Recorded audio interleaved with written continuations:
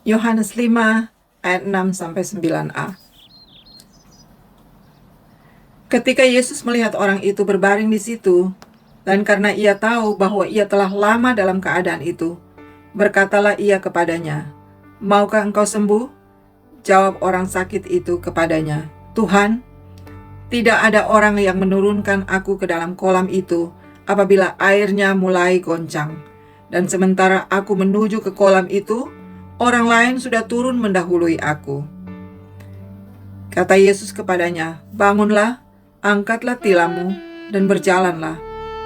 Pada saat itu juga, sembuhlah orang itu.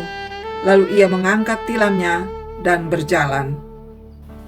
Ada seorang lumpuh yang sudah 38 tahun lumpuh. Dia ada di tepi kolam Bethesda karena kolam Bethesda dikenal sebagai tempat di mana orang mencari kesembuhan. Mereka percaya bahwa ketika kolam itu airnya berguncang, siapa saja yang sakit yang melompat ke kolam itu paling awal pertama, hanya orang pertama yang melompat ke kolam itu akan disembuhkan. Dan ketika Yesus berjalan di situ, Yesus melihat orang ini, orang yang sudah lumpuh selama 38 tahun, dan Yesus pasti tahu bahwa orang ini rindu untuk disembuhkan.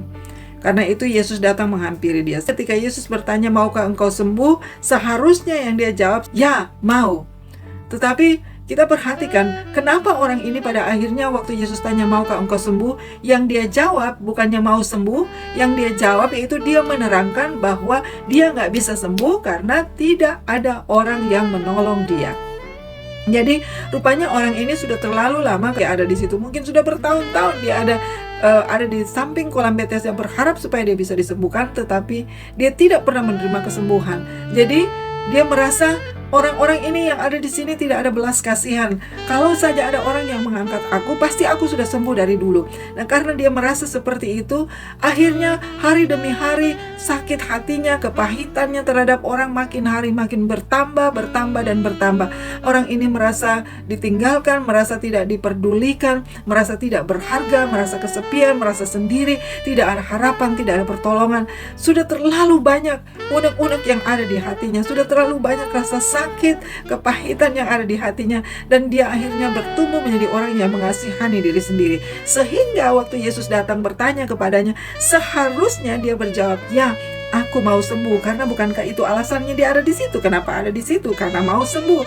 Tapi waktu Yesus tanya tentang hal itu, pikirannya sudah sangat-sangat terfokus pada keadaannya yang tidak pernah bisa sembuh karena orang lain tidak peduli dengan dia. Jadi waktu Yesus tanya mau sembuh apa enggak, yang jadi dia curhat sama Yesus. Dia buang unek-uneknya sama Yesus. Dia mulai mengutarakan kata hatinya, sakit hatinya sama orang, kekecewaannya sama orang, mengutarakan bahwa nggak ada harapan untuk dia sembuh karena orang nggak peduli dengan dia. Betapa dia mengasihani dirinya sendiri. Tetapi saudara perhatikan, Yesus tidak bilang, "Aduh sorry ya, aduh kasihan amat, kok nggak ada sih? Orang-orang ini gimana sih? Kenapa nggak bantuin? Aduh sorry, aku ngerti kamu sakit hati ya." Yesus nggak jawab seperti itu. Tapi kalau saudara baca di dalam Alkitab, apa kata Yesus? Yesus nggak basa-basi sama orang ini. Yesus langsung to the point. Yesus bilang, "Bangunlah, angkatlah tilammu, dan berjalanlah." Jadi orang ini karena sudah banyak sakit hati, banyak kepahitan, jadi dia lupa dengan tujuannya ada di kolam itu, dia lupa. Sehingga waktu Yesus tanya, dia malah keluarkan unek-uneknya, malah curhat sama Tuhan. Tapi Tuhan tidak terganggu dengan jawaban dari orang ini. Tuhan tetap fokus. Tuhan datang di situ karena Tuhan mau melayani dia, mau memberikan apa yang dibutuhkan orang ini. Tuhan punya belas kasihan terhadap orang ini. Sehingga Yesus bilang, "Bangunlah, angkatlah tilammu, dan berjalanlah." Dengan perkataan Yesus yang seperti itu, yang to the point seperti itu, yang gak ada basa-basi, orang ini akhirnya sadar. Jadi dia gak argu lagi sama Tuhan. Dia gak nanya lagi. Dia gak bilang, "Gimana caranya? Orang namanya juga lumpuh, suruh jalan, suruh berdiri." Kalau memang mau suruh berdiri, ngomong dulu gitu loh. Apa kayak gitu, kamu sembuh. Ini enggak. Yesus enggak bilang sama dia, "Aku perintahkan engkau sembuh, aku perintahkan sakit lumpuh ini, tinggalkan orang ini." Enggak. Tapi yang Yesus lakukan apa?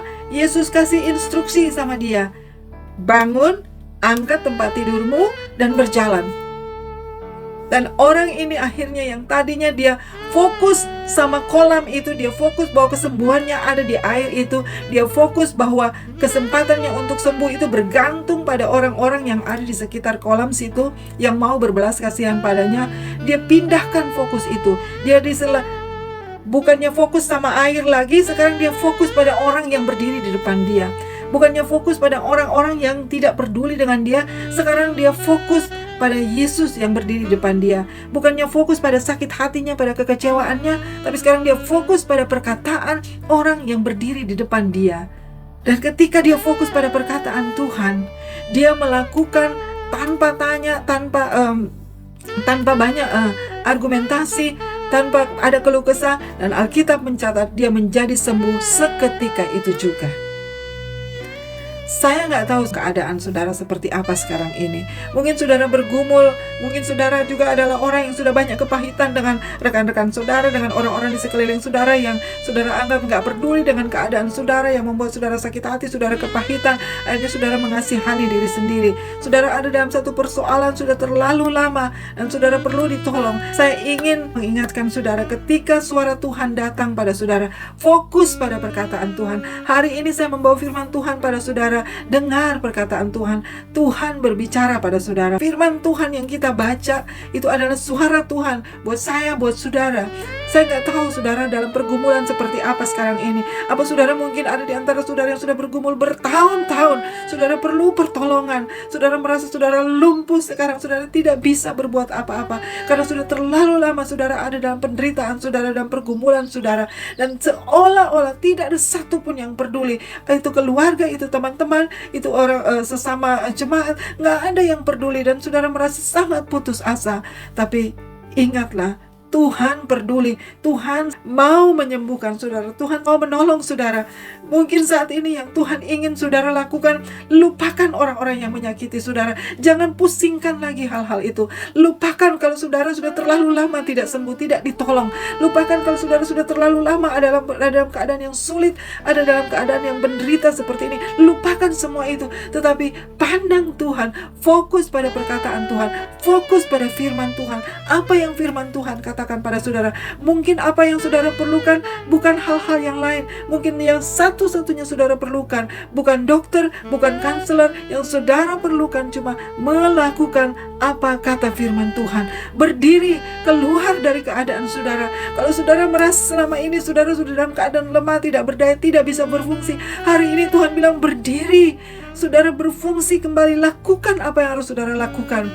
Jangan takut karena Tuhan yang memerintahkan pada saudara. Saudara mungkin itu saja yang saudara perlukan. Saudara cuma perlu fokus pada perkataan Tuhan, fokus pada firman Tuhan, dan lakukan apa kata firman Tuhan. Dan saudara akan melihat mujizat itu terjadi dalam hidupmu. Saudara akan melihat apa yang mustahil, apa yang tidak mungkin dijadikan mungkin oleh Tuhan. Kalau saudara merasa saudara selama ini tidak berdaya karena tidak ada yang menolong saudara, dengan Tuhan saja saudara sudah cukup. Saudara mungkin merasa, oh tidak mungkin. Ingat bahwa firman Tuhan itu ya dan amin. Dengan Tuhan saja saudara sudah cukup. Bersukacita di dalam Tuhan karena Dia adalah sukacitamu, Dia adalah kekuatanmu. Pandang Tuhan, fokus pada firman Tuhan, lakukan apa kata firman Tuhan, dan engkau akan melihat mujizat itu mengikuti engkau. Saya percaya saudara akan melihat Allah menggenapi janjinya. Perkataan Tuhan itu terjadi karena perkataan Tuhan itu ya dan amin. Dan saudara dibebaskan dari keterikatan saudara, dari kelumpuhan saudara secara mental, secara rohani. Tuhan mau bebaskan. Saudara menjadi orang yang baru, orang yang dipulihkan, orang yang disembuhkan Tuhan. Dan biar dunia tercengang-cengang, terheran-heran melihat dari mana engkau dapat kekuatan. Dari mana engkau bisa seperti itu? Dan engkau boleh bilang, karena ada satu pribadi, ada Yesus yang datang menghampiri aku dan menawarkan kesembuhan itu. Dan Dia yang memberi aku kesembuhan, Dia memberi aku kekuatan. Ketika orang anggap aku tidak bisa apa-apa lagi, Tuhan memberikan apa yang dianggap orang tidak bisa. Dan aku akan berdiri menjadi saksi bagi Tuhan, menjadi saksi yang mempermuliakan nama Tuhan. Tuhan memberkati.